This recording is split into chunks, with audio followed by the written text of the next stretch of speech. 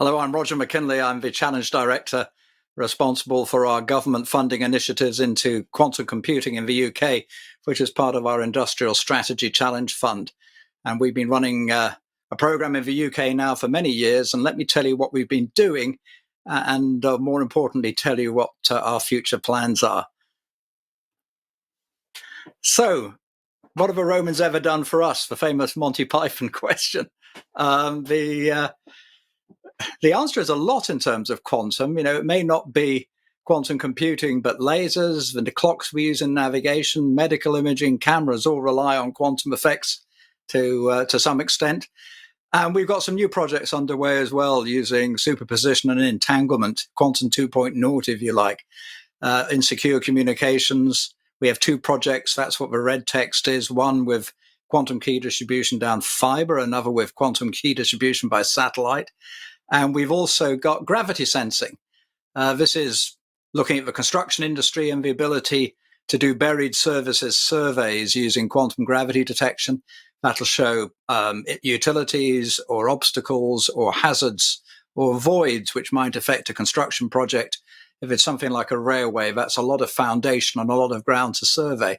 And atomic clocks, which at the moment may be expensive lab kit, but we're looking at portable atomic clocks and atomic clocks for use in space. So quantum already doing quite a bit, but a technology which is changing rapidly, particularly on the computing side. It's really important to understand our approach is to fund an ecosystem. The little chart at the top right-hand side, the technology readiness levels, that's a European Space Agency chart. I think they originated by NASA, actually. But you've got to understand that's for someone who wants to buy a gadget. And you want to know whether it's right down at the bottom of the scale, in which case it's a cardboard box with the wires hanging out, or whether it's a mature product which you can buy. And the military, the defense community have been using those measures as well. We're not in that business. We're in funding innovation. And my own view is it's not a very, I'd say, suitable measure. The other thing here is the valley of death. If you've got some technology which you think deserves to be funded and you can't get funding, well, that's the view of the inventor, isn't it? We're not so worried about that. We're making sure we find things which are worth funding. We're not in the business of funding everything. And so the best example I can think of is your smartphone, which has got glass and a touch-sensitive display, an LCD display behind that. It's got a chipset for GPS. It's got a significant amount of work on being a phone. It's got to talk to an existing network. It's got a lithium-ion battery, the capabilities of which were never envisaged, and of course, which wouldn't have happened without that phone industry. So it's many, many channels of innovation. It doesn't all have one grandfather, which was a giant phone back in a lab somewhere 30 years ago. And that's the important thing to realize. So a nice book by Matt Ridley, which came out this year, says innovation is an incremental, bottom-up, fortuitous process. And it's not something you can overmanage. And that's why we're investing in this broad brush approach to innovation, but all of it relevant to the quantum technology, which is underpinning quantum computing. So here's what the plan is.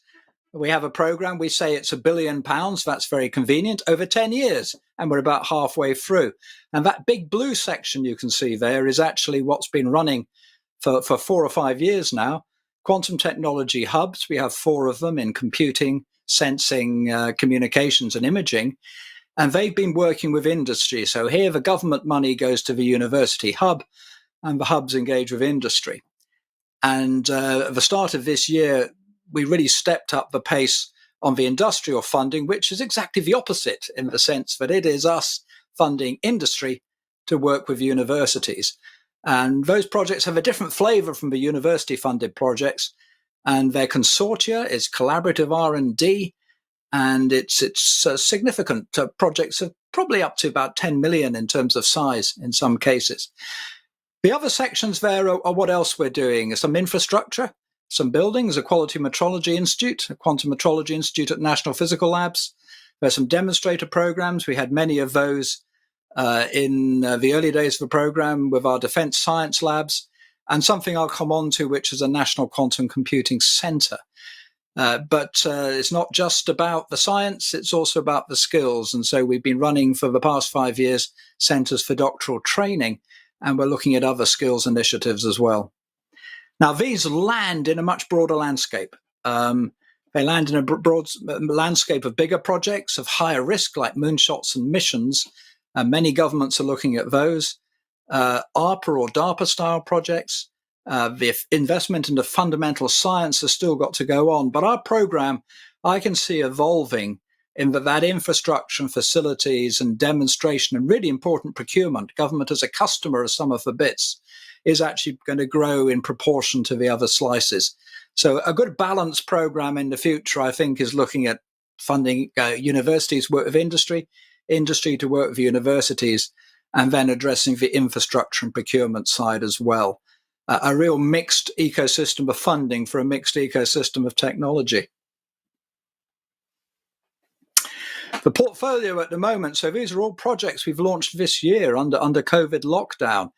On the right-hand side there, you see communication, sensing and timing and imaging are all well represented, but the computing side has grown significantly, and that's down to industry demand. We were about twice oversubscribed for these projects.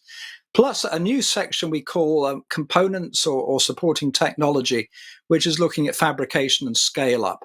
So really half of the program is directly involved with computing. And it's really important to realize that the technologies, for example, photonic technologies being used in that comms, sensing and imaging side is also very relevant to quantum computing. Plus it's bringing in private investment because the markets are that bit earlier. So that's why we want to fund an ecosystem. We're already seeing significant private investment coming in as well. That's a consortium in one of our existing projects. So that's 16 people. And that shows you why we're so keen on the collaboration. It's led by Toshiba. It's on quantum key distribution by fiber. And you'll see a range of players in there, including startups. You'll see many universities with a variety of skills going from the post-quantum crypt right through to Glasgow, Sheffield, Cambridge, more on the physics and manufacturing side, plus these end users who are really important. So they're the guys who pull this through market pull and end user pull into being applicable. And the big names there are like British Petroleum, for example. So that's a good consortium. The leader is a genuine leader, organizes the pack, including getting an IP agreement between all of those players. Here's a startup activity in the UK, which you can see. This is a report by Alex Kiltz of a few weeks ago, but London is indeed one of the top players in European activity in startups. You can see it top of the league there in terms of number. The UK is top of the league in terms of startup numbers across Europe. Cambridge is the leading city in terms of finance. And if you look at the companies which have come out of Cambridge, that's no surprise. And the cumulative funding is also the UK there. So a very, very interesting situation in the UK, which is highly cultural. And it's also because we don't have any big oaks. We don't have the Googles and the Microsofts, etc., which does mean a lot of the, as I put it, the sunlight and the rain does reach the forest floor. So we really are a great country for starting up these quantum companies. Let me just tell you, before I get on to the computing, then, what you'll find in this imaging and sensing and secure comms. We've got some gas sensing going on, very close to market, able to see plumes of gas. So very, very, not the sort of thing you'd look for a leak at home, but the sort of thing you'd use in the automatic control of a chemical plant. We've got medical imaging with sensitivities not seen before, LiDAR systems for guiding autonomous vehicle, inertial sensors, that's accelerometers and rotation sensors based on quantum principles, the gravity sensors I've mentioned, magnetosensors, clocks, quantum key distribution, and random number generators, part of security systems. And all of those are using technologies which do have some kind of applicability for computing. And they're all being driven by markets which are a little bit closer. And it's their commercial injection to the program which we find so beneficial, as well as their technological one. And here are the big players again. I just wanted to emphasize that it's great to see companies like BAE Systems, large corporates being involved, and British Telecom as well, Airbus, Northumbrian Water, a utility. So you'll see that this idea of making sure that the user and the market is pulling is present throughout our program. So let's talk computing specifically. We've had a very good first round of project funding. We've got a full stack project. I'll come on to that. We've got a lot of working between hardware and software at this stage, which is key. And we've got some underpinning component level activities as well as the qubit themselves. And we're seeing companies ambitious to start tackling scaling and stepping up production and integration. So the signs of a supply chain forming as well. And that is across the gamut of qubit technologies. And you can see those just listed in that bullet point there. And computing startups, brand new companies, feature prominently in terms of those we're awarding grants to. So we've had companies we've given grants to this year who've just been formed and have had to seek finance in order to match for grants. So a very lively situation. There's a program led by Regetta UK, which is actually bringing a physical platform to the UK. I'm really pleased about this. There's certain things you can't do on cloud access. And this is going to be helping us integrate software algorithms with a hardware platform. It's being led by a bank, Standard Chartered. It's got some real industrial clout in there from Oxford Instruments in the UK, and an outstanding informatics team in Edinburgh led by Elam Kashafi. So that is really a project which has come to the UK, partly just because of the ecosystem through Regetta UK, the UK subsidiary of Regetta. We've got an operating system led by River Lane, another very, very strong startup in the UK. And you'll notice that there's Oxford Quantum Circuits and Oxford Ionics there, Hitachi. So a good mix, actually, of different hardware providers. So this is not so much hardware agnostic, but just working with everyone. Plus National Physical Laboratories in there, and a company everyone will know as ARM is also taking an interest in this as a technology project. So that's, if you like, another broad project, but this time on the operating system side. Here's a map. It's quite detailed, but let me just take you through it. It's the stack, which, as someone put it, it's got many layers, but it's pretty shallow. But if you peer in at the top as a user, you'll probably want to know what sort of qubits you're using. It's spread out by different technologies pretty roughly, but you'll see the full gamut there for your neutral ions, superconducting and photons. And I've mentioned the Regetta program there and the River Lane program. There's an interesting project led by Oxford Quantum Circuits with other hardware providers looking at this hardware primitive layer. Another Oxford Quantum Circuit program there working with Kelvin Nano, a fabricator, on the hardware side, plus a large project announced, I think, last Friday, in fact, in the newspapers here, led by M Squared, which is Discovery, which is a neutral atom computing platform involving an interesting UK startup there called Orca on the photonics side. At the top right-hand side, you've got a cluster of applications. There's a compiler, but there's a couple of projects, both with an industrial, Johnson Matthey, led by Phasecraft and Raco, both software companies in the UK, one looking at catalysts and the other looking at lithium battery electrode design. So two very, very promising areas in which quantum algorithms may well speed up development significantly. And then we have another clutch of hardware companies, Quantum Motion Technologies in there, Chase Research on the cryogenic platform. And I've mentioned Orca already on another project they have there called Manatee. So a really interesting clutch. And here's the fabrication one. This is waveguide writing, nanoscale alignment, etc. Absolutely key for getting the size, weight, and power down.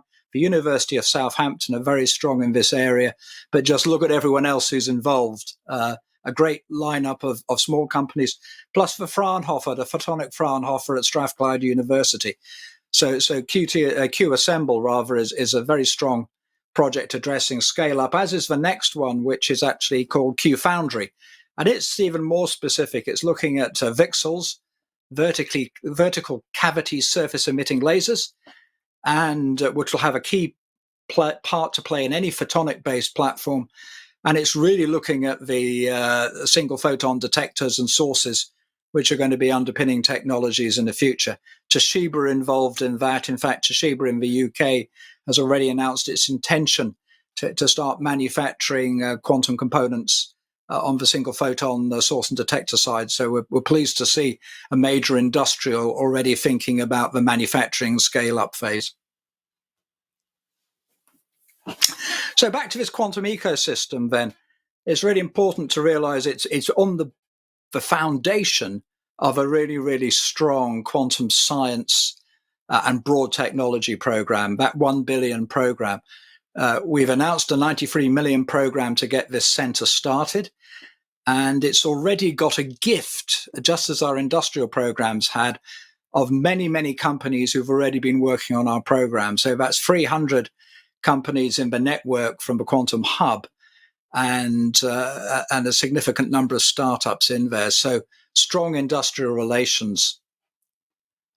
And our hub continues. So this is the quantum computing hub, which lives alongside it as a buddy. 28 partner companies involved, 17 universities, 43 co-investigators. So this is based in Oxford. So the combination of this outstanding academic relationship and this start of government being able to not only offer facilities, but procure parts for integration and evaluation, building up expertise in the procurement of the technology is really what's going to be driving our computing side of the program forward rapidly over the next few years. It's a very interesting and powerful combination. To prove it's real, the slide on the Quantum Computing Center, I've shown a picture there on the right-hand side, an artist impression of a building. You have to have one, don't you? But it's a facility which is not quite broken ground yet, but we're hoping that it will be handed over to the National Quantum Computing Center folk in the first quarter of 2023. So not long, really. And by that stage, we will have been carrying out projects to build this relationship with the industrial players and the academic players. So when that lab space opens, it will be up and running well and truly by that stage. And finally, just to show that there's an international element to this, we've just launched a set of projects which have been a couple of years in the making. We've had a global expert mission to Canada 2 years ago. We had one to the US last year. But the Canadian mission has borne fruit in that we've worked with NSERC Canada to launch some joint projects between the Canadian partners and UK partners, both universities and companies. Those have just been announced, and they show a very, very strong relationship. And I honestly believe getting the best of both countries. So we're keen to do that again. We've proven, if you think quantum physics is difficult, try and overcome the bureaucracy of doing something like that. And we certainly are going to be looking forward to some international collaboration with other countries in the next few years. So what next? Well, budgets have still to be agreed at this point in the calendar, but I'm hoping that we'll be kicking off another round of competitions in the spring for our industrial focus side across all the technologies. We've got 75 million of funding out the door this year under COVID restrictions. I'm hoping for a similar number out the door next spring to enable us to gather more partners and to push forward the technology further. And I'm convinced, even though that's a broad competition, that many, many of those will involve quantum computing and the underlying technology. So that's it. Thank you very much. I hope that gives you not just a view of what we're trying to do, but the energy and the buoyancy we're seeing in the UK quantum scene at the moment, and particularly the computing side. Thank you very much.